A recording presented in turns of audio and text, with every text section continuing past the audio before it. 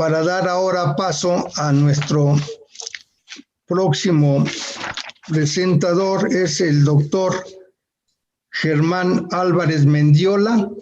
Él nació en la Ciudad de México, cursó la licenciatura en Sociología en la Facultad de Ciencias Políticas y Sociales de la Universidad Nacional Autónoma de México y realizó estudios de maestría y doctorado en ciencias con especialidad en investigaciones educativas en el Departamento de Investigaciones Educativas del CINVESTAB, del cual actualmente es presidente de dicho consejo. Es presidente también del Consejo Mexicano de Investigación Educativa. Él actualmente encabeza el Departamento de Investigaciones Educativas del propio Centro de Investigaciones y Estudios Avanzados, que acaba de cumplir 60 años esta institución. El CINVESTAB acaba de cumplir 60 años el 17 de abril de este mes de 2021. El 17 de abril fue el sábado pasado. Así es de que está todavía de manteles largos el CINVESTAB IPN, y le damos la bienvenida al doctor Germán Álvarez Mendiola. Él, en su papel de investigador desde los años 90, desde muy joven ha empezado a escribir y tiene más de 500 citas entre los estudiosos de la educación a nivel mundial. Le agradecemos mucho su presencia, doctor Germán Álvarez Mendiola. Adelante, por favor. Adelante. Muchas gracias, profesor Walfred Nava, por su gentil invitación para integrar este panel, este foro de análisis y debate sobre la Ley General de Educación Superior, recientemente expedida como decreto por el presidente de la República en el Diario Oficial de la Federación. Y también quiero agradecer al doctor Octavio Paredes López, que lo veo aquí en la pantalla, quien fue el que amablemente nos puso en contacto con usted y el grupo que coordina para hacer este tipo de reuniones. Muchas gracias. Esta es una muy buena oportunidad, no solamente para conocernos, lo cual es importante, y establecer relaciones de amistad y de colaboración académica, sino también para empezar a poner en voz alta nuestras ideas sobre lo que está ocurriendo actualmente en la educación media superior en relación con el ingreso a la educación superior, algo de lo que nos platicó la doctora María de Ibarrola, y lo que está ocurriendo en la educación superior en relación también con la nueva Ley General de Educación Superior.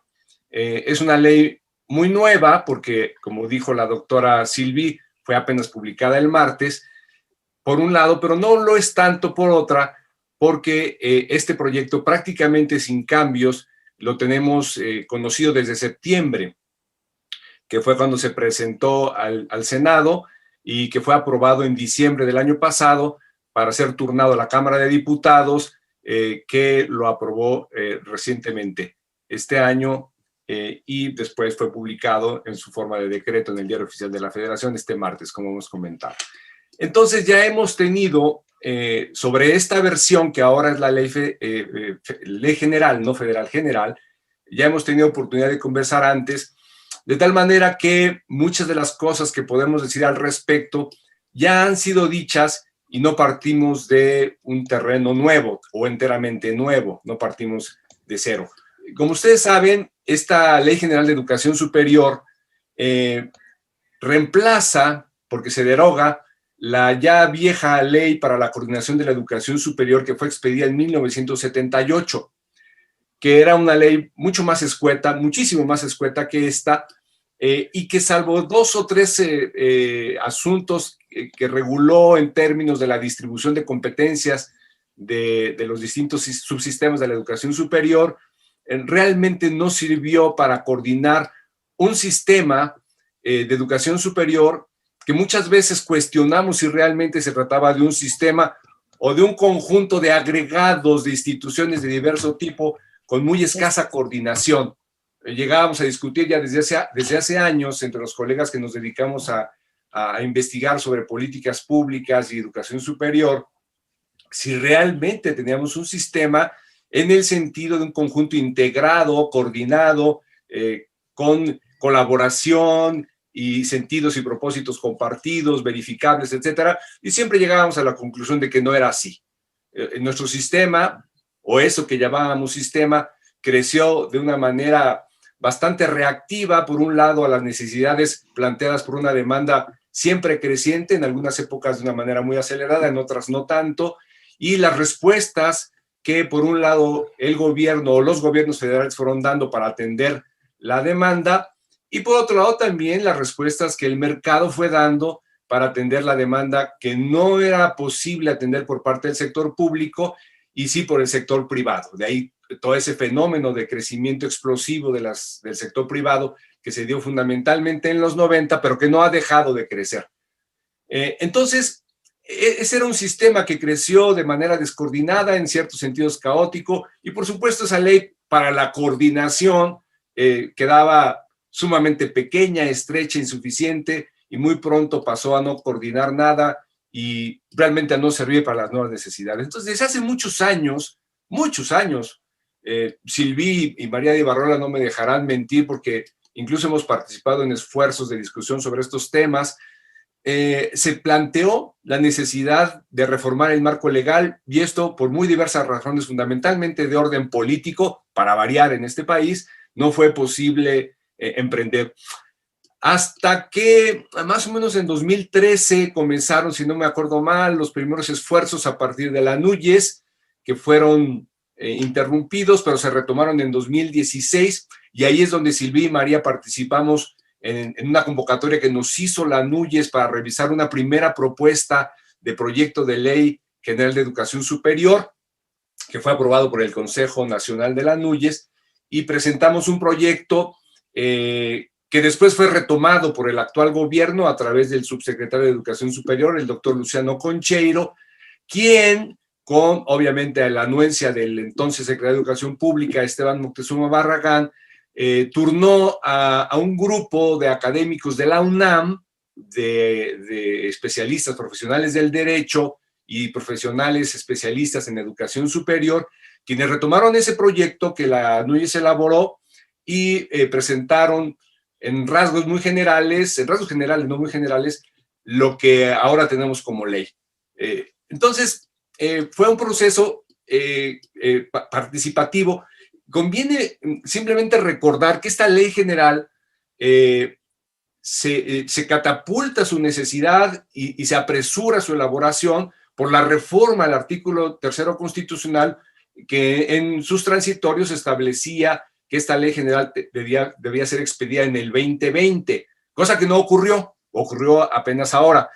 De manera semejante a lo de la Ley General de Ciencia y Tecnología, que todavía está en veremos, ¿no? Pero bueno, ya surgió esta ley, gracias a esa reforma, uno de cuyos rasgos fundamentales fue el tema, y sigue siendo el tema de la actual Ley General, que es el tema de la obligatoriedad del Estado a proporcionar educación superior a toda aquella persona que lo solicite.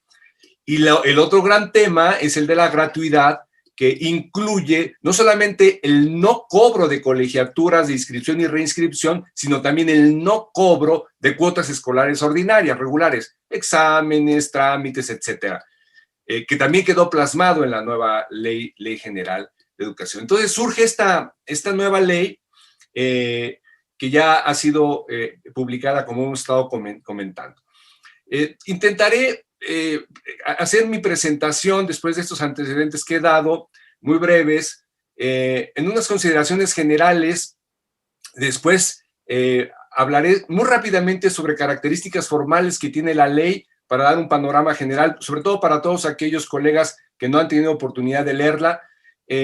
Haré algunas anotaciones bajo el tema general de gobernanza y coordinación del sistema en esta ley, con comentarios en ese punto sobre los criterios de política pública, algo de lo que ha estado hablando también la doctora Sylvie, y después hablaré sobre algunos temas también muy brevemente de financiamiento, de evaluación, porque se crea un nuevo sistema de evaluación, y terminaré con educación privada. Espero ser lo suficientemente conciso breve y muy puntual para agotar mis 20-30 minutos con estos puntos. Y si no, dejaré algunos puntos abiertos que probablemente en las preguntas podré abordar. Lo primero que quería comentar es que comparado con la antigua Ley General para la Coordinación de la Educación Superior, este sí representa un avance, ¿no? Porque trata de integrar ese sistema complejo. Eso, por un lado, ya es de suyo importante. Lo segundo es que se trató de un proceso sumamente largo, detallado y muy participativo. A diferencia de otras leyes, por ejemplo, el proyecto que ahora se discute de Ley General de Educación, de Humanidades, Ciencia, Tecnología e Innovación, este sí fue un proyecto sumamente discutido en muy diversas instancias.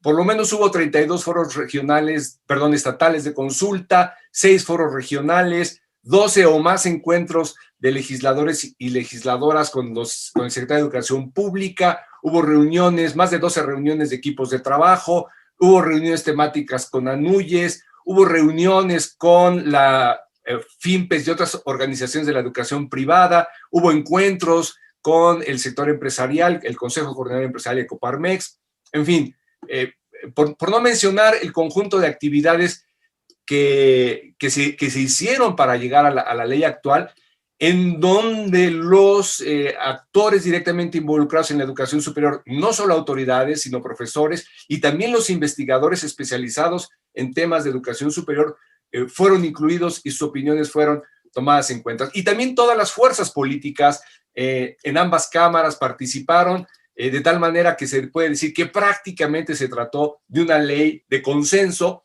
que muestra que en este país las cosas pueden hacerse así.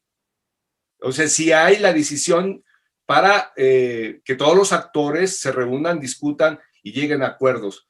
Ojalá que la ley de ciencia y tecnología que está en proceso hubiera tenido o tenga en lo que resta del tiempo oportunidad de tener genuinos espacios y momentos de reflexión y de discusión para generar acuerdos, porque esa ley tal como está ahora, lo digo de paso, no ha generado acuerdos, sino por el contrario, ha generado profundas divisiones en la comunidad científica de nuestro país y muy probablemente no resuelva los grandes problemas que tenemos en este sector científico. Ojalá. Bueno, ese es otro tema. Algún día tal vez, profesor Walfre, podamos sentarnos para platicar al respecto. Próximamente va a haber, por cierto, un foro. Le voy a hacer llegar el programa, está muy interesante, un foro muy amplio en donde el CIMBESTAB, por cierto, tiene una participación importante para que usted se los haga llegar, si nos hace el favor, a todos sus colegas para discutir precisamente esta Ley General de Humanidades, Ciencias, Tecnología e Innovación que está en curso. Bueno, entonces... tomamos la oferta con mucho gusto. En su momento nos coordinaremos. Muchas gracias, muy interesante la propuesta. Sí, de nada. Es un foro abierto, tiene muchas sesiones, son varios días, etcétera. Ya lo verán ustedes. Bueno, otro aspecto importante de esto es que se contó con la voluntad política del secretario de Educación Pública y de manera destacada del subsecretario de Educación Superior. Es decir, no intentaron ellos imponer un proyecto de ley, sino convocaron una participación. Y eso demuestra también que si el gobierno federal toma una decisión de convocar a los actores, esto se puede dar de mucho mejor manera y llegar a resultados buenos, como en general podemos pensar que se trata esta ley. Otra cosa importante es que se partió de un diagnóstico claro y conciso para la ley en términos de la desigualdad en el acceso, en términos de cómo se había dado el crecimiento de las ofertas públicas y privadas de educación superior, en términos de las brechas de desigualdad que hay en este país para acceder a la educación superior, en términos de lo que ya comentaba la doctora María Ibarrola, del déficit entre el egreso de la educación media superior y el ingreso a la educación superior, y en términos también de los altos niveles de desempleo o subempleo o empleo precario de los egresados de la educación superior. Entonces, también hubo un esfuerzo por conceptualizar cuáles eran los problemas más importantes a través de un diagnóstico y en función de ello elaborar la Ley General de Educación Superior. Otro aspecto interesante también es que en esta nueva Ley General de Educación Superior, los estados tienen un peso importante, cosa que antes no tenían, al punto que algunos colegas, por ejemplo, Roberto Rodríguez, que ha estado muy involucrado en la elaboración de esta ley, en su discusión y en su análisis, un colega de la UNAM, dice que es una ley federalista. No estoy tan seguro que sea tan federalista, depende de qué consideramos como federalista, ¿verdad? Pero sí incluye la intervención activa de los estados a través de del relanzamiento de las comisiones estatales de planeación de la educación superior y de su participación en la coordinación nacional del sistema. Otro asunto importante es que hay una agenda de derechos humanos, de perspectiva de género, de equidad, de interculturalidad, con un montón de disposiciones para emprender acciones al respecto. Son los criterios de política, de los cuales, si me da tiempo, hablaré un poquito al rato, que hacen de esta ley una guía para la acción del sistema en su conjunto y de las instituciones.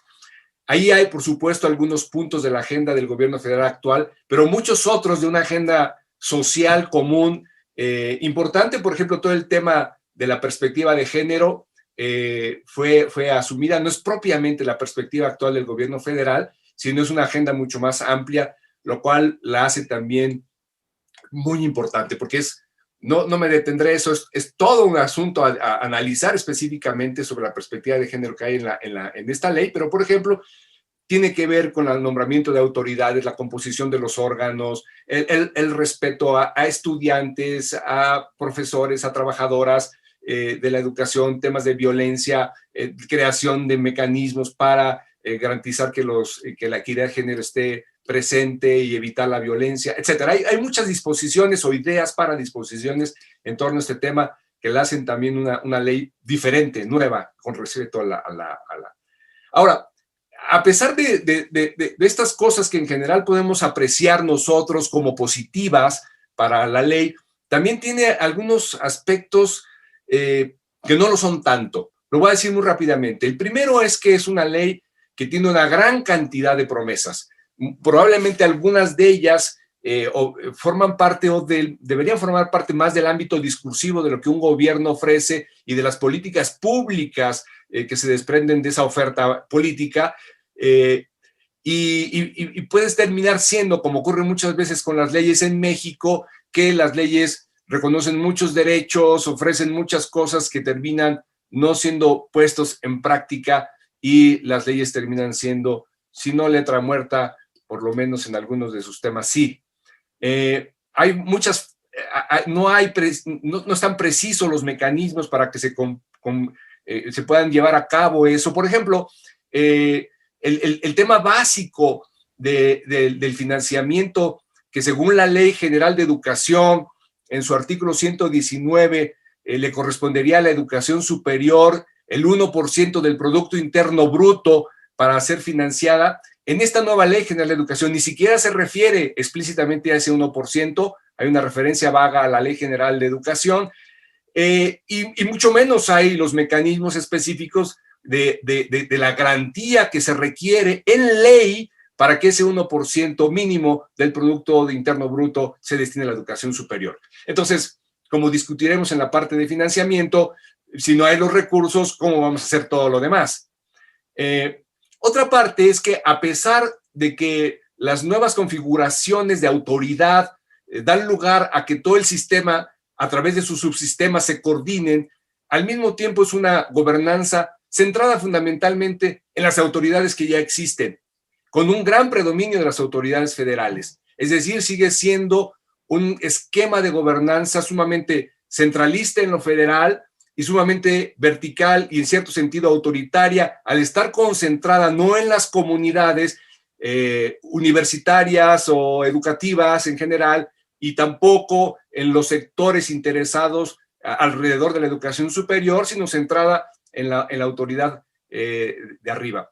Fíjense, solamente hay 6 representantes de profesores y de estudiantes en la coordinación nacional y ninguno en las estatales, por poner un ejemplo, ¿no?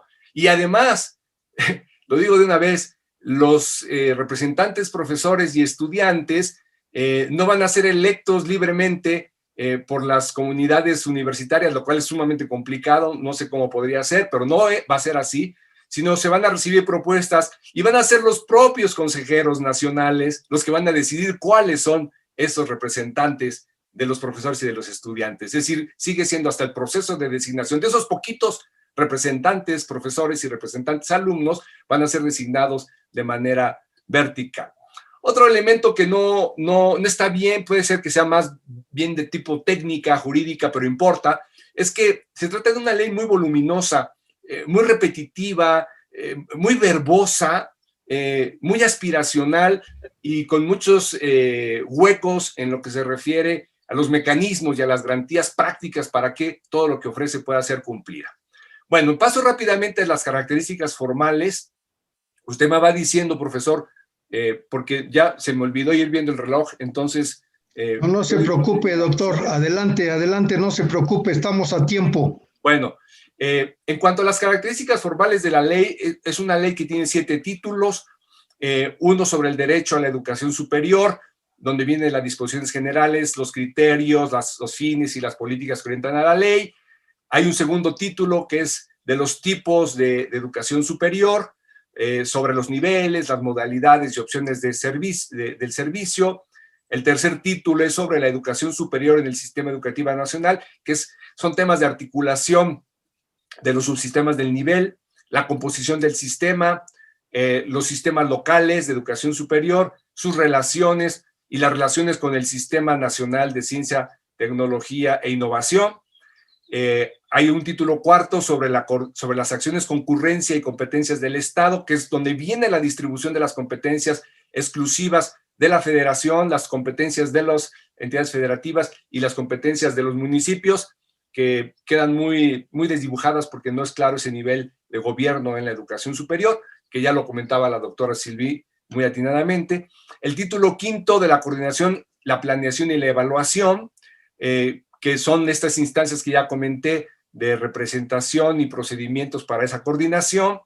Viene todo el tema también de la gestión de las instituciones universitarias tecnológicas y de formación docente, también abordado por la doctora Silvi en sus preocupaciones, y ahí se define este Consejo Nacional de Coordinación y las comisiones estatales de planeación.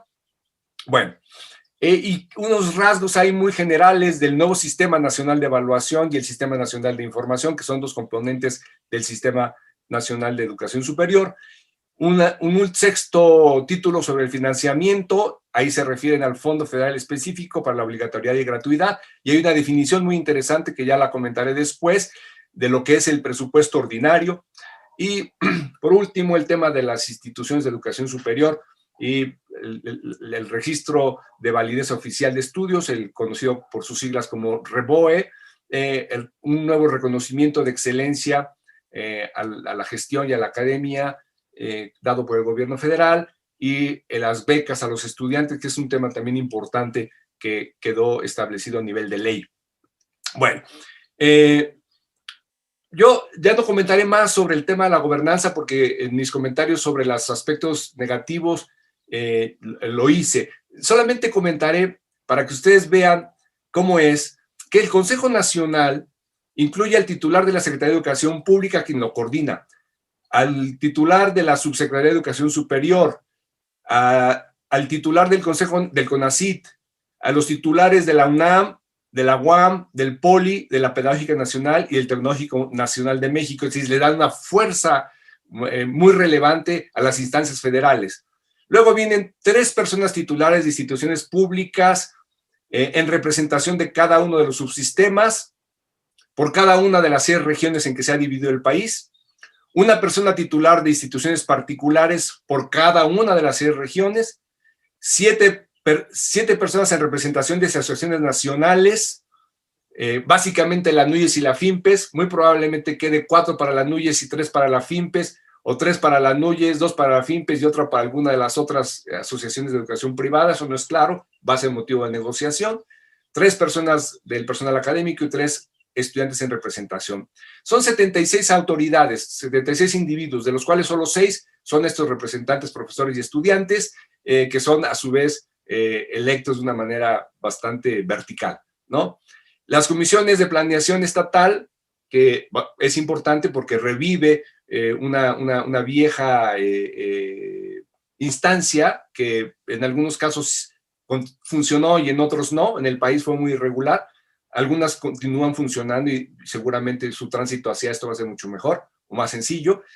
Están integrados por la autoridad educativa local, la autoridad educativa federal, que tiene otra vez presencia ahí adentro, las instituciones públicas de educación superior de cada uno de los 3 subsistemas, las instituciones particulares, la instancia estatal de vinculación, consulta y participación social y el sistema estatal de ciencia y tecnología, ¿no?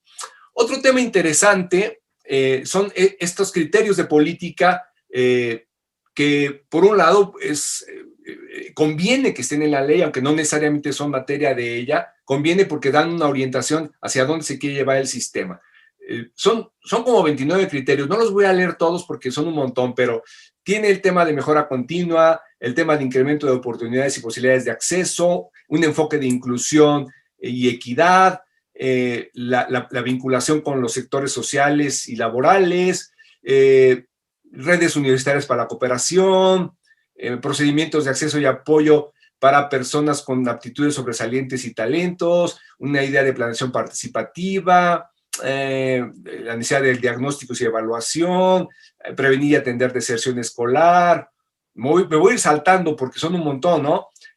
Condiciones laborales adecuadas, transversalidad de la perspectiva de género, que ya lo comenté hace rato, medidas para eliminar los estereotipos de género, igualdad de mujeres y hombres, seguridad de las personas en las instalaciones, acciones afirmativas para garantizar acceso y permanencia y continuidad y egreso, en fin, ese tipo de cosas que son, desde mi punto de vista, elementos que configuran una agenda adecuada para orientar el desarrollo de la educación superior, pero como comenté hace rato, están ahí enunciadas sin saber bien a bien de qué manera se van a poner en práctica, no hay mecanismos, no hay procedimientos y tampoco hay dinero, ¿no? Entonces vamos a ver de qué manera las instituciones se van ajustando a eso para irlas incluyendo en sus planes institucionales y cómo también el gobierno federal y los estatales van a incluirlos en sus programas de educación superior. Luego viene el tema del financiamiento. La gratuidad está definida, ese es otro de los temas que voy a hablar, el del financiamiento. Acciones, es definida como acciones que promuevan del Estado para limitar progresivamente los cobros por conceptos de inscripción, restricción y cuotas escolares, ¿no? Y al mismo tiempo, fortalecer la situación financiera de las instituciones, porque vendrá una disminución de ingresos al implementar la gratuidad, ¿no? Entonces hay una idea de gradualidad y hay una idea de que el Estado compensará a las instituciones ante la posible pérdida de ingresos por el tema de la gratuidad. Eso es muy bueno, porque eso es algo que cuando se discutió la reforma del artículo 3º era muy rechazado o negado por algunos representantes del gobierno federal. Querían que las instituciones resolvieran ese asunto, quién sabe de qué manera, sin que hubiera una corresponsabilidad por parte de quien estaba proponiendo la gratuidad. Bueno, eso se resolvió y fue bueno. De la misma manera en que se refrendó la autonomía de las universidades en el sentido de que todos los estudiantes tienen derecho a ingresar a las instituciones siempre y cuando cumplan con los requisitos que las instituciones mismas fijan, lo cual fue bueno, porque la política que había o la tendencia que había en el 2018 es que las instituciones no tendrían por qué imponer sus criterios de ingreso para dar acceso a los estudiantes en el ejercicio de ese derecho de acceso. Pero bueno, eso se resolvió. Lo cual deja abierto, de todas maneras, una puerta a un problema. ¿Cómo le haces tú para dar ingreso a los estudiantes si las instituciones tienen procedimientos establecidos para ese ingreso? Cuando el problema principal no es tanto, lo dijo la doctora María Ibarrola, no es tanto un problema matemático de los lugares disponibles, sino es fundamentalmente de hacia dónde quieren ir los estudiantes y la generación de ese enorme problema que arrastramos de hace un montón de tiempo, de los rechazados, es decir, de aquellos que no tuvieron un lugar en donde ellos querían estar, ¿no? Bueno, entonces ese problema sigue estando. En el tema del financiamiento hay una frasecita, una expresión que está todo el tiempo en la ley general: disponibilidad presupuestaria. Es decir, todo el tiempo nos están diciendo que sí va a haber gratuidad, que sí va a haber recursos, que sí va a haber un fondo especial, pero todo va a depender de la disponibilidad presupuestaria. Y obviamente la disponibilidad presupuestaria no la deciden ni las instituciones, no la decide ni siquiera la Secretaría de Educación Pública, la decide la Secretaría de Hacienda y el Presidente de la República, ¿no? A menos que algo ocurriera en las cámaras de diputados y de senadores a la hora de discutir y aprobar los proyectos de presupuestos de egresos de la Federación, ¿no? Sobre todo en la Cámara de Diputados. Entonces, la disponibilidad presupuestaria se convierte justamente en la receta contraria a la propuesta de gratuidad y a la propuesta de dar recursos para tal gratuidad. Porque estamos viviendo épocas en donde la austeridad pues está mermando con todo, ¿no? Y todos somos testigos de lo que nos está ocurriendo con la falta de recursos. Entonces, ahí está. Pero bueno, esto también va a ser entonces motivo del conflicto, de la negociación política, de la gestoría por los recursos, del cabildeo de los actores políticos en las cámaras de diputados a la hora que se estén discutiendo los proyectos de presupuesto federal de egresos de la Federación. Bueno, Doctor eso Germán, vamos a verlo. Doctor Germán, tenemos cuarto para las 12. Si gusta usted seguir, pues yo con mucho gusto, está abierta la tribuna. Pero bueno, voy cerrando, profesor, para no abusar del tiempo y acotarme más o menos a los tiempos que habíamos conversado. Voy cerrando con esto. Okay. Entonces, el tema de los recursos se va a convertir en uno de los puntos de mayor conflicto y negociación para que la Ley General de Educación sea o no sea letra muerta en el tema de gratuidad y de obligatoriedad, que es un mandato constitucional por la reforma al tercero constitucional de 2018. Algunos colegas que son especialistas y expertos en el tema de financiamiento han hecho la observación de que ya en los proyectos que están comenzando a circular de presupuesto de egresos de la Federación para 2022, que como dijo la doctora Silví, es la fecha a partir de la cual todo esto tiene que empezar a operar, lo de la gratuidad, no viene nada sobre el fondo especial. No sé, puede ser que se incluya en los meses siguientes, pero hasta ahorita no. Es decir, está fuera del radar de la Secretaría de Hacienda. Está fuera del radar este tema y va a depender mucho de la Secretaría de Educación Pública, del subsecretario en particular y de todos los actores que participaron en esta ley, de que no quede fuera del radar de Hacienda y que se incluya en el proyecto o que a través del cabildeo con los diputados. Entonces, todavía hay un nivel de conflictividad que se va a abrir por este tipo de situaciones. Sobre la educación privada digo 2 puntos. Hay un exceso de regulación que no debería quedar en una ley general, sino que debería formar parte de un acuerdo secretarial como era antes el 279, donde venían los requisitos para el reconocimiento de validez oficial de estudios, el REVOE, y que está bien lo del 5% de la matrícula becada por parte de las instituciones, que eso está muy bien porque permite entonces que haya cierto nivel de redistribución de algún recurso entre estudiantes que no pueden pagar la educación. Pero queda muy mal en otros temas. Yo recuerdo que Silví, incluso la propia doctora María, cuando nos invitaban a las reuniones de ANUYES, presionábamos mucho por eso, pero creo que no nos hicieron mucho caso, Silví y María, que es el tema de los derechos estudiantiles, el tema de la celebración y cumplimiento de los contratos que deben establecerse en el ofrecimiento del servicio, las condiciones para obtener la denominación de universidad. Eso está en el 279, que no sé si va a quedar así, lo van a modificar, pero cualquier institución puede llamarse universidad si se lo permiten, cuando hay instituciones que no deberían llamarse así porque ofrecen muy poquitas opciones, no ofrecen posgrados, no realizan investigación, no tienen opciones en todas las áreas del conocimiento. Entonces, ¿eso qué universidad puede ser? No puede llamarse universidad. Sin embargo, actualmente, si eso no queda debidamente normado en función de esta Ley General de Educación, puede generar también algo indeseable.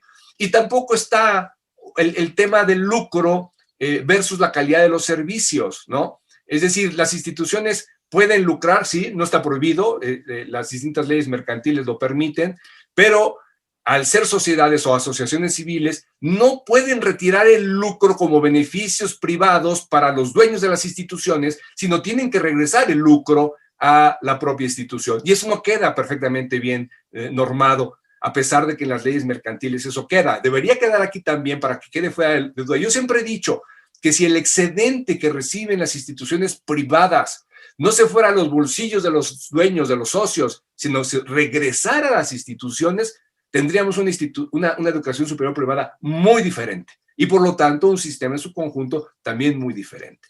Bueno, creo que ya es hora, abusé de su paciencia, le agradezco mucho al profesor Walfre y a toda la audiencia la gentileza de su atención. Muchas gracias a usted, doctor.